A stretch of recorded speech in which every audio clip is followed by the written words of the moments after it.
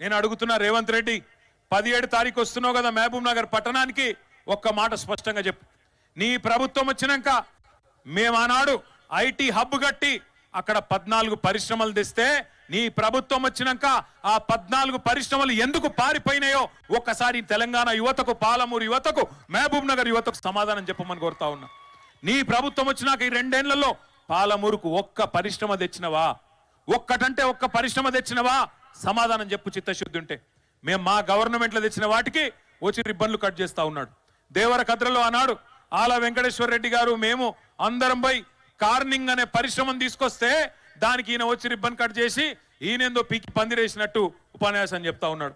మహబూబ్ నగర్ లో దివిటిపల్లిలో అమరరాజా అనే పరిశ్రమ 9,500 కోట్ల రూపాయల పెట్టుబడితో మన గవర్నమెంట్ లో కేసీఆర్ గారి నాయకత్వంలో మనం సాధిస్తే ఈ మొనగాడొచ్చి ఈయనేదో చేసినట్టు అక్కడ పోయి తిరిగి 2 సార్లు పోజులు కొడతా ఉన్నాడు.